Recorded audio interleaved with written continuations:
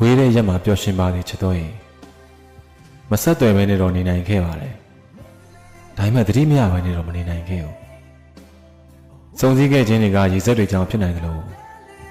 ဝေကြီးတွေကြောင့်လည်းဖြစ်နိုင်တာပဲလေဖုံးပြောခဲ့တဲ့အမှတ်တရတွေကိုရင်ဘတ်ထဲမှာတင်ထားပြီးတော့တချို့မှတ်တရတွေကိုတော့မေ့ထားလိုက်တယ်ရိုးရိုးသားသားဝန်ခံရရင်အများကြီးသတိရတယ်နော်ဒုနေရာရှိဆက်ဖို့မဖြစ်နိုင်တာသိခဲ့ရတဲ့အတွက်ခြေလမ်းလေးနောက်ဆုတ်ပြီးခဲ့ရတာပါကိုလည်းပြန်လေတိဆောက်ရအောင်ပဲလေရစ်ချက်ဖို့လည်းအများကြီးစူးစမ်းရအောင်ပဲချစ်ရတော့သူရေဝေးသောရက်မှာနီးတဲ့လူနဲ့အဆင်ပြေပါစေမပိုင်ဆိုင်ရခဲ့ပေမဲ့ညှိနှိုးခဲ့ရပါတယ်